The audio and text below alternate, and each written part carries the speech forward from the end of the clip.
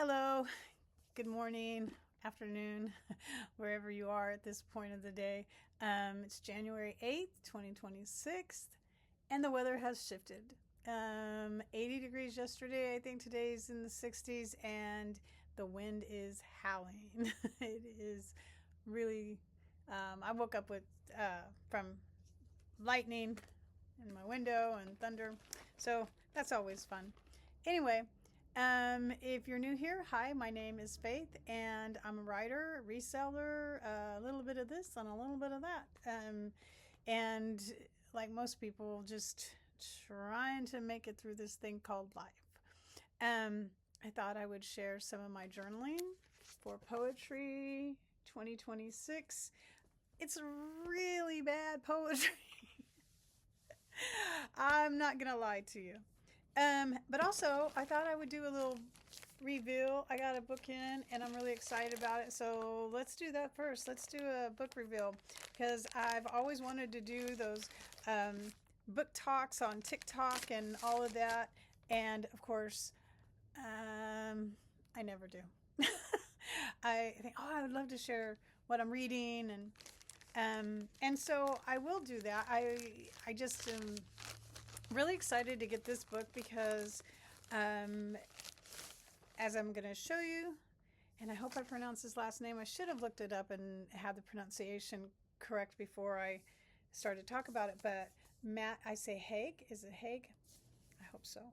And the first book I ever, it was an audio book, and it was The Midnight Library. And it takes a really good audiobook for me to get so engrossed in it, but that one was amazing. And I was like, I really want to read some more of his books, but you know how life is. It's, I had a lot of other books, and I was also moving and blah, blah, blah, blah, blah, and working all the time. But I saw this, and I was like, you know what? I'm really excited. The Life Impossible, a wry and tender love letter to the best of being human.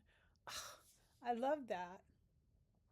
Let's see, do I know any of these? The Guardian says Haig writes exquisitely from the perspective of the heart sore outsider. I can relate. But at their most moving, his novels reveal the unbearable beauty of ordinary life. And this is again why I really like this guy's writing. And he has a bit of a story himself. So if you want to check him out, I would highly recommend it. And and I don't know about this book, but I'm really, really excited to get started reading it. Okay, so I'm also reading. I joined a newsletter through Instagram called Tea and Ink, and she does a classic reading challenge, and so I joined that one, and I've had a huge like selection of classic books in my bookcase that I'm like, I'm gonna get to those, I'm gonna get to those, I'm gonna get to those. And so I pulled Vanity Fair by Thackeray, William Makepeace Thackeray, and I'm really excited. I've started reading it. I did watch the movie, the more current movie, Vanity Fair. I thought it was really, really good. I hadn't read the book, and I was like, I probably shouldn't be watching this because I want to read the book. But as I'm reading the book, I don't think it's really. Yeah, I think it's actually easier to read. I understand the characters a little bit. Well, I understand their backstories and how this is going to unfold in the book. But I am really enjoying his writing. That's the enjoyable part, right? That's what you don't get when you see a book to movie. You don't see the writer's actual writing. You have the screenwriters, and they're not going to be typically the person who originally wrote them. So anyway, reading the actual novel is a real treat, and it's actually based on you pick one classic book that was published as a serial, like in the newspaper or magazine. And Vanity Fair was published as a serial, and I think it was 21 installments, might be 22, something like that. And that would be almost 2 years if you read it per installment. But I broke it down to it's about 60 pages a month over a year. I might end up finishing it sooner, but who knows? But it's a nice, 60 pages. It's great to read. The other book I'm reading, just since we're talking about books, or I'm talking about books, is one I had by an author I had wanted to read for a long time, and I came across it at the bookstore, and I paid full price. I I don't like to pay full price for books. I'm cheap. But it is called Norwegian Wood, and I'm trying to remember the author's name. Hold on.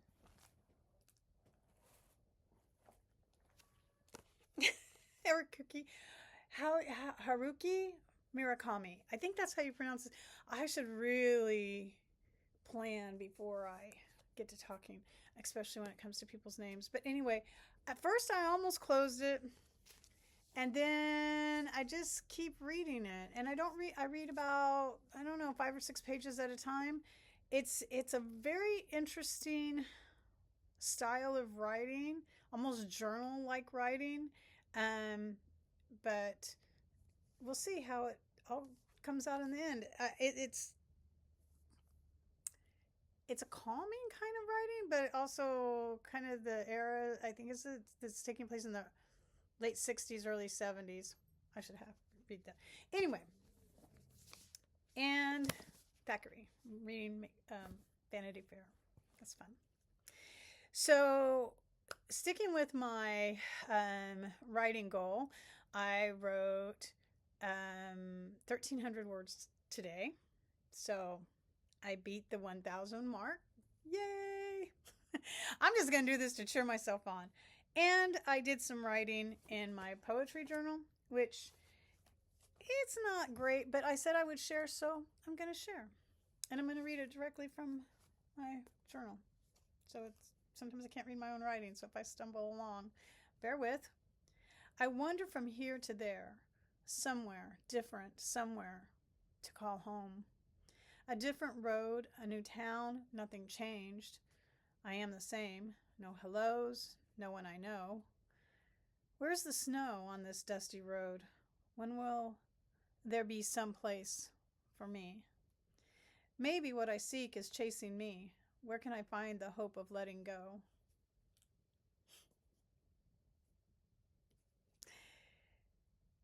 Okay, this next piece it's not really poetry. I'm going to read it only because maybe you have felt the same way. I, for my whole life, had this hole that was filled with heaviness and not belonging, not wanted. I got married thinking I would be wanted, but I really wasn't. I was just needed. And there's a difference between being wanted and needed. And I couldn't get the answers I needed from my mom because she didn't know them. Maybe I will share more of that story as I go, but recently over the last 10 years, there's been this like chipping away at the darkness that has been filled with the shame of my existence, literally.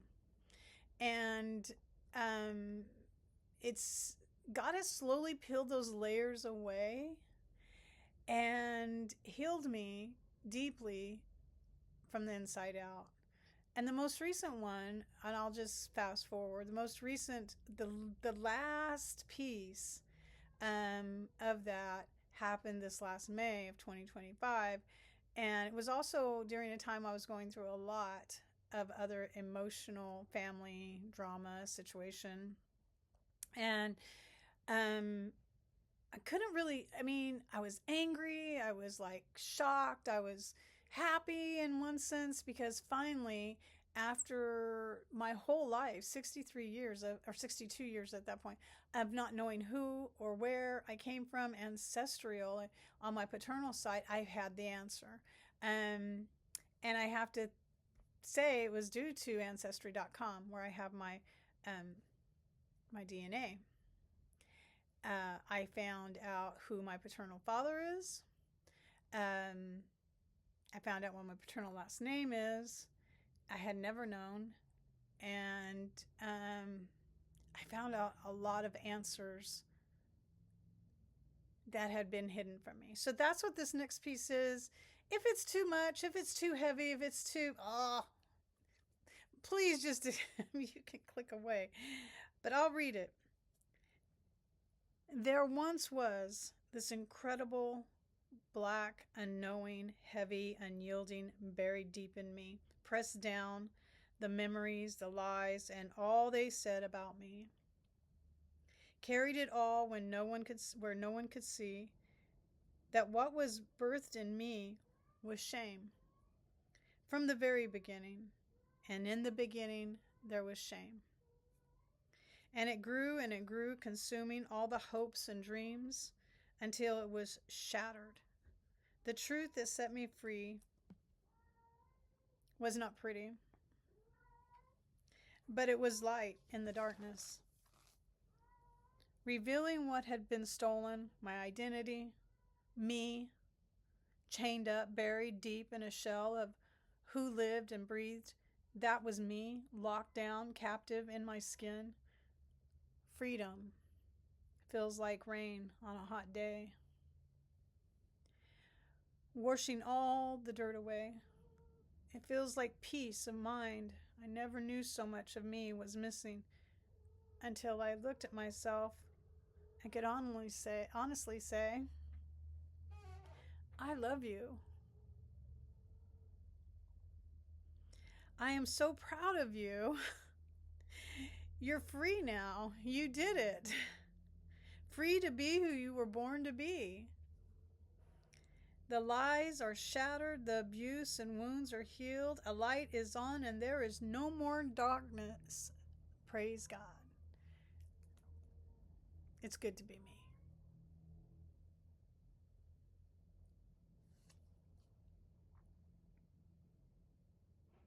There is a sweetness in knowing of freedom and knowing the truth.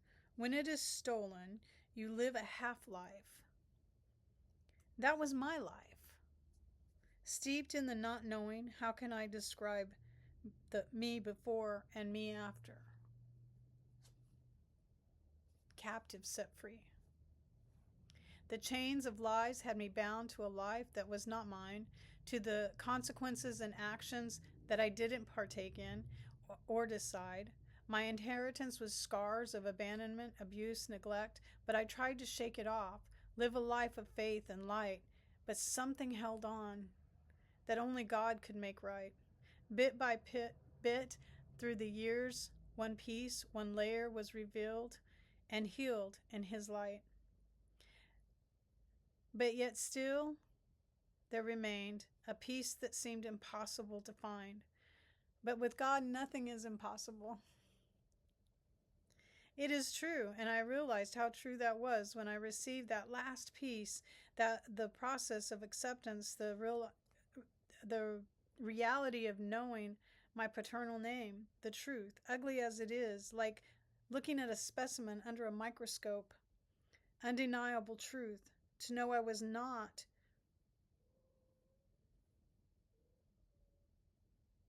alone in the womb. Knowing that I was not alone in the womb, my brother waits for me in another room. I am free at 63 to live in truth, to walk shame-free, resting in peace.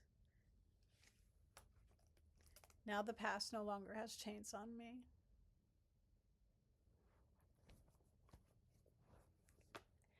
And that's it. That's it for now. I hope you have a blessed day, and I'll talk to you later.